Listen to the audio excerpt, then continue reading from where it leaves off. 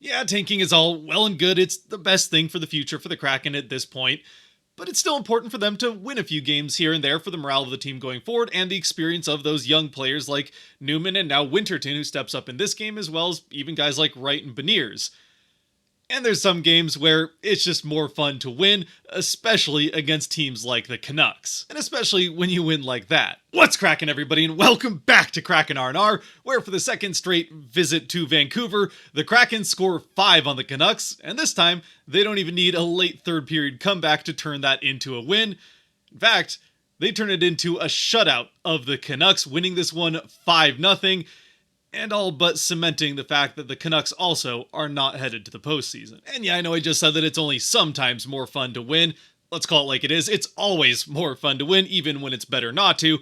But even when it is better not to win games, there are certainly some that you still want to win.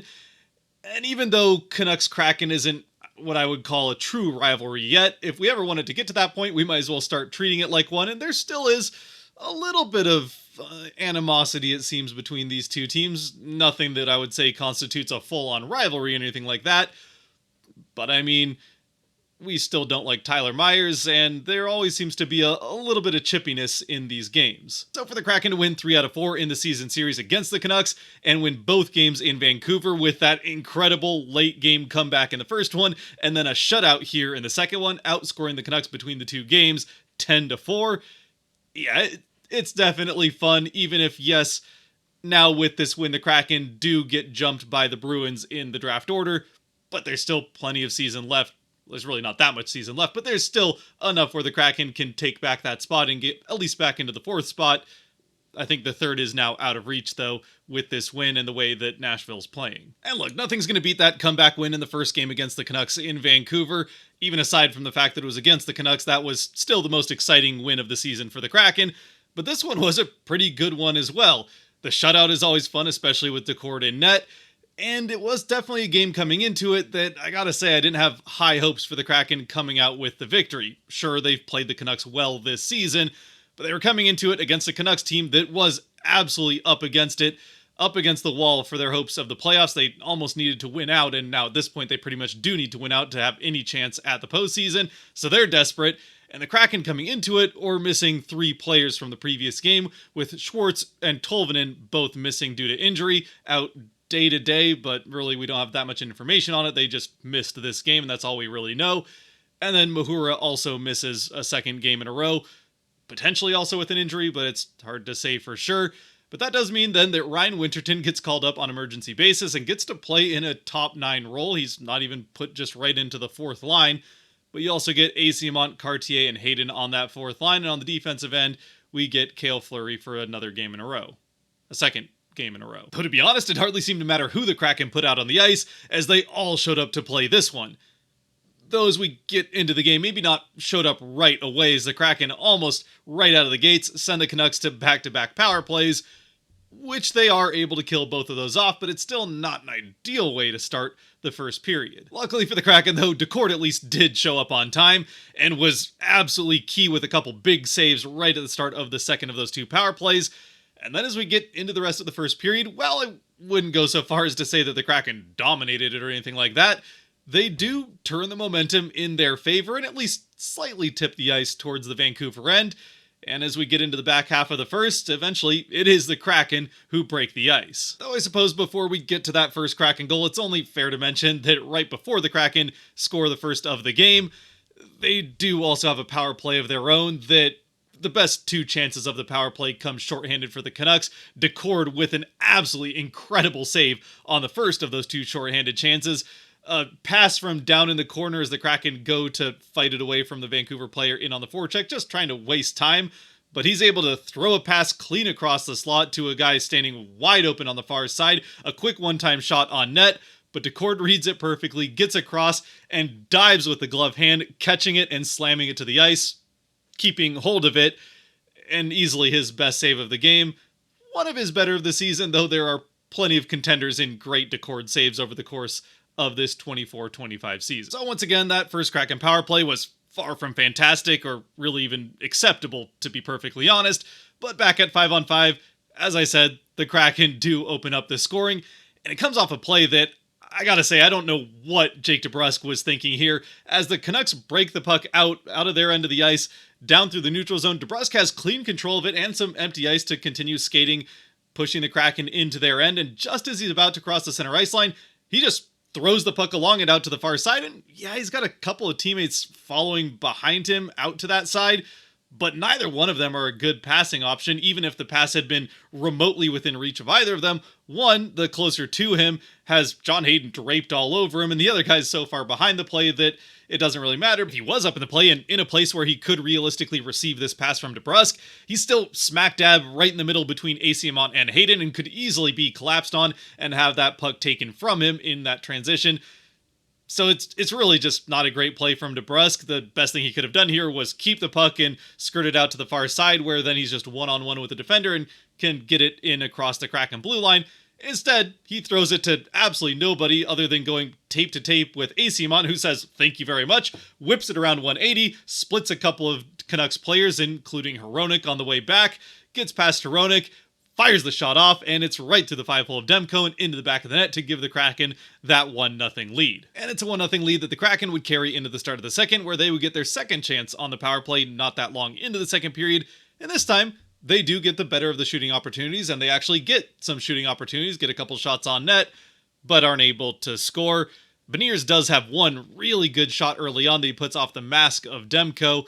Other than that, it's pretty much the only dangerous look I guess the Kraken really have on that power play. It comes up empty, and we get into the middle of the period with the Kraken still, I would say, getting the better of the flow of play, though the Canucks are certainly getting their shots from in tighter on Decord. But once again, Decord is a brick wall of net for the Kraken, and even with that being said, back the other way, one of the Kraken shots that were coming generally from farther out finds the back, or at least the top corner of Vancouver's net behind Demko.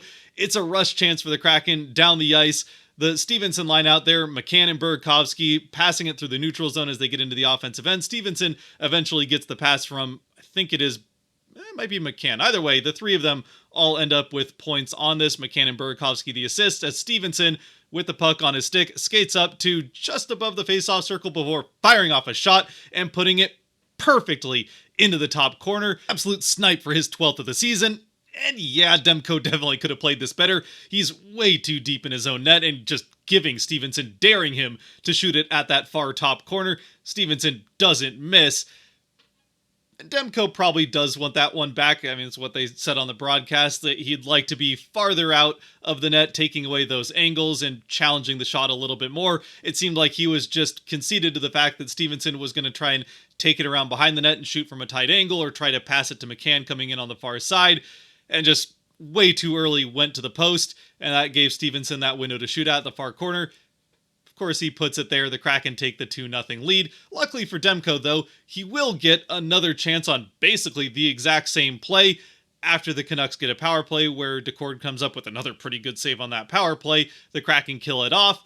Back at 5-on-5, though, Demko gets his chance at redemption, as it's this time Shane Wright skating into the offensive end, and from almost the exact same spot on another rush chance, he fires off the shot, but this time Demko is farther out of his net, positioned at least a little bit better, taking some more of the angles away and making that window to shoot at a little bit smaller for Wright. Nonetheless, Wright hits that same spot at the top corner, far side over the glove hand, as Demko, if anything, was maybe a little bit too down and giving the top of the net to shoot at. It goes over his glove into that exact same spot, from pretty much the exact same spot that Stevenson put it into. Wright picks up his 18th of the season, and the Kraken extend the lead to 3-0. So at least based on the goals that he allowed, not a fantastic night for Demko, especially with the first goal. Even if it did come on an open shot on a rush off of a terrible turnover in the neutral zone, it still is one that gets through his 5-hole and probably a save that you'd like to see him make. And then two back-to-back shots, one where he just isn't positioned well, and then the next one is pretty much the exact same play, and he still lets it go into the exact same spot. That having been said, Demko did come up with an absolute robbery of McCann on what definitely should have been a goal, on a nice feed from Wright to give McCann a free breakaway opportunity. Demko completely into the splits to stop that one on McCann, and then had another save. I think it gets into the third period, but another very good save. Still maybe not quite as nice as the save that he had on McCann in the second, but two pretty nice saves for Demko on the night. All in all, still not a Great night for Demko and net for the Canucks. Meanwhile, Decord, as we said, was a brick wall, but Demko also wasn't getting a ton of help. I mean, back the other way, even with Decord playing out of his mind, the Canucks weren't getting a ton of dangerous looks, even if a lot of them are close to the net. The Kraken were doing a pretty good job of at least making those shots contested and not allowing the Canucks to get second opportunities off of rebounds or screening Decord, having chances to tip shots on him. Decord was solid, but the Kraken were at least cleaning things up out in front of him, even if the shots were coming in from a little bit tighter in than you'd typically necessarily choose if you could. And even with the Canucks pressing like that throughout the rest of the second period after the 3-0 goal, they're unable to get on the board. So we go to the third with the Kraken holding a 3-0 lead, which, I mean, you knew at that point the game was basically over. The Kraken have been fantastic in third period all season long and have not really given up leads, much less 3-goal leads, like we saw the Canucks do to the Kraken not that long ago. Either way, it's not something we've seen from the Kraken so much, and sure enough, they don't really let the Canucks back into this game whatsoever. In fact, they do quite the opposite, as just as we get to the halfway point of the third period, it's once again a nice rush passing play involving Jared McCann in the middle of it, as he holds the puck, crisscrossing with Shane Wright as they enter the offensive end, passes it out to Burakovsky just as it looks like he's going to either pass it to Wright on the other side or take the shot. He fakes out Demko and the Canuck defense, gets it out to Burakovsky, and for Berkey, it's an easy shot. He's got the entire net to shoot at. He puts it right in the middle of it to give the Kraken the 4-0 lead. For McCann, it's his third assist of the night. For Burakovsky, his 9th goal of the season. And yeah, for the Kraken, that would pretty much seal the victory. One other big part, though, of this third period that I do want to point out, and actually comes just before, or a couple minutes before the Kraken score here for the 4th time. There's another little fracas in front of the Vancouver net. It's a play involving Matty Beniers, Jordan Eberle, and most importantly here, Yanni Newman, as Eberle going for a rebound kind of gets hit awkwardly between a couple of Vancouver players. I don't know who the first one is, but kind of hits him in the back, and Eberle, as he's falling to the ice, then gets, and I don't think it was intentional, at least in this case anyway, I do think it was much more likely just an unfortunate sequence of events that happens pretty quickly, and it's part of the just pushing and shoving that happens around a net after the goalie makes the save. Eberle gets pushed once in the back, and kind of that catches him off guard. He starts going to the ice, and then gets pushed in the front, which ends up being a hit directly to his head from Elias Pettersson, not the Elias Pettersson, or maybe it's Elias Pettersson, another Elias or Elias Pettersson on the Canucks that isn't the number 40 star forward where there's all the doubt with what the offseason is going to look like for him. He wasn't playing in this game out with an injury. It's the defenseman with a similar to same name. Anyway, I'm glad that the Kraken don't have two players with the same name. That seems like quite something to deal with. Either way, the defenseman version gets Eberle up high with a hit as he's going to the ice, which Yanni Newman sees happen right in front of him. And he goes about earning all sorts of respect and more fans than he already had in Seattle, as he goes right after Pettersson, diving straight into all 4, or at least 4 of the 5 Canucks players, gets immediately mobbed by all of them, but he is not backing down. He is going to defend his captain, the youngest player on the team, going to the defense of, I'm pretty sure, the oldest, especially with Schwartz out of the lineup. Either way, you love to see it. He got every piece of Pettersson that he was allowed to, given that he was also being wrestled by 3 other Canucks players. Eventually, he and Pettersson skate off to the box for traded roughing calls. We go to 4-on-4 for the second time already in the game. But even as they're going to the box, at least the Kraken network showed a close-up of Newman as he's skating off, and you can see him pretty clearly pointing and mouthing, like, "You want to go? You and me. Let's do this. You and me." And they don't. Even as they come out of the box going to the next commercial break, Newman is right up in his face, probably trying to fight him for a second time. They don't end up fighting ultimately, but you love to see it. I mean, let's be honest, you don't need me to tell you that he's already made fans of pretty much all of us in just the way that he's played the first now 11 games of his NHL career. 6 points on 3 goals and 3 assists in his first 10, and he doesn't get on the score sheet again in this game, but he does continue to earn more and more fans and make us more and more fans of him with the way that he plays the game, especially with this quick jump to the defense of his captain. A young player setting the tone for the team and doing something that, quite frankly, we would like to see more of the Kraken doing, coming to the defense of their teammates. Getting back to the game for now, though, that would kind of surprisingly, at least to me anyway, be really the last of the noticeable chippiness or violence after the whistles between the two teams. I was really expecting, especially after Burakovsky makes it 4-0, and the Canucks pretty much at that point know that their season is over, and they're getting blown out at home, shutout at home. The fans start booing by, well, you certainly hear it by the minute and a half mark, but even by 3 or 4 or 5 minutes left in the period, you could hear it. I was expecting some of that frustration to boil over from the Canucks and lead to a lot more of this, and probably a fight or two as we get into the back half of the third period, but that never really happens. It seems like the Canucks just kind of accepted defeat, and yeah, I don't know if that's really what you want to see from your team if you're a Canucks fans, the response to their season effectively coming to an end there, but that's what it does. They do, at least from a coaching perspective, they at least try to give their team one last gasp by pulling the goaltender down 4 with 5 or so minutes left, something you really don't see very much in the regular season. In the playoffs, you might see a team down 4 or maybe even down 5 pull a goaltender because, what the heck, why not? It's not like losing by 6 or 7 really matters at that point. You just got to do everything you can to try something to have a miracle happen and get back in the game.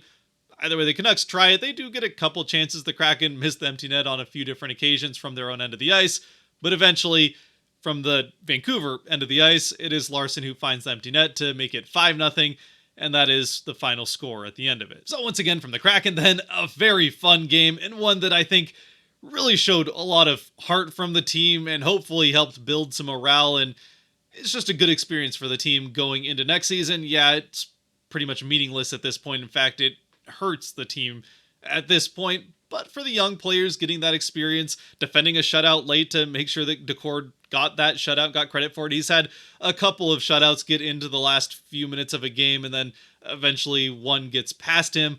But the Kraken defend well at the end for the last push for the Canucks as they desperately try to do anything they can to get back into it.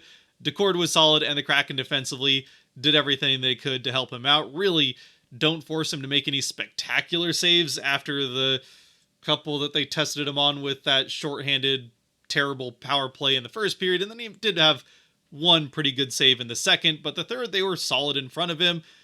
And yeah, you'd also like to see the nice passing plays on the rush that get those goals for them. The beautiful shots from Stevenson, and especially from Wright, a future big part of this team's future. I probably could have worded that better, but you know what I mean. It's especially nice to see Shane Wright with that absolute snipe into the top corner, just following suit after what Stevenson did. And finally, once again, especially nice to see that fight and defense of his own teammate from the youngest player on the team, or at least newest to the NHL player on the team, in Newman, going right to the defense of the captain. So at least for this one game, I think we can forgive the Kraken picking up 2 points and not helping the tank very much, even falling a spot in the draft order, at least for now anyway. And to be perfectly honest, I kind of want them to win the next one against the Sharks. It would feel kind of gross to lose 3 of 4 against the worst team in the NHL, a team that barely is going to scrape together 20 wins. They do have 20 wins right now. They barely got to 20 on the season. And if they get to 21, or even if they get to 22 with 2 wins towards the end, and 3 of those are against the Kraken, yeah, that's going to sting a little bit. So I wouldn't mind the Kraken winning that one, and then they can lose out the rest of the way. I mean, it'd be kind of nice if they beat Utah just for the sake of never losing to them, but I don't know. Win a couple more just for the morale going forward. This one, though, if you're going to win a couple games, this was a good one to do it, and to do it in shutout fashion, dominating fashion, maybe not by the flow of the game and the advanced stats, which, I mean, the deserve to win-o-meter on Money Puck had the Canucks winning this game 88 to 90% of the time. So, yeah, if you want to take shot location as the end-all be-all, the Kraken could have played a lot better in this game defensively. But honestly, I don't think it was nearly that one-sided. If anything, I might even give the slight edge to the Kraken, or say it was about 50-50. Fortunately, Decord was a lot better than Demko. The Kraken get the win. And we can get to the Kraken 3 stars before I go completely off repeating myself on a rambling mess here at the end. But as always, the Kraken 3 stars brought to you by the patrons over on Patreon. If you do want to be a part of deciding these 3 stars through the last few games of the season, or even once the season's over, helping decide the team awards for the channel at the end of it, you can help support a little bit more than you already are by supporting by watching to this point by going to the link down below and supporting on Patreon as well. But you'd think by 2 seasons through that I'd have that down. I usually do. Anyway, with the first star, it has to be Joey Daccord. I think that's pretty obvious. The shutout victory, the 5th, I want to say, is what they said, of his NHL career. 24 saves on 24 shots, and a couple pretty nice ones among them. Maybe not as many spectacular saves as the shot chart might make it look like there was, but still, he really had to work to get this shutout and was able to do that. For the second star, this is where I think there are plenty of guys you could go with, but I still feel like Jared McCann is a relatively obvious choice with 3 assists in this game, 2 of them primary assists, and also got absolutely robbed there by Demko in that second period on what was easily his best save of the night. So a fantastic night all around for McCann. And then the third star, there are plenty of guys you could go with. Andrei Burakovsky gets a goal and an assist. Dunn had, I think, 2 assists in the game. Beniers played quite well. Shane Wright has that very nice goal and also could have gotten a primary assist setting up McCann on that breakaway chance when he got robbed. Chandler Stevenson with a nice goal. Plenty of guys to go with, but Patreon enables me here a little bit. The guy that stood out to me was Mikey Asiamont. He had a very nice game. That fourth line in general had some pretty good moments for a line that really didn't get a ton of time on the ice.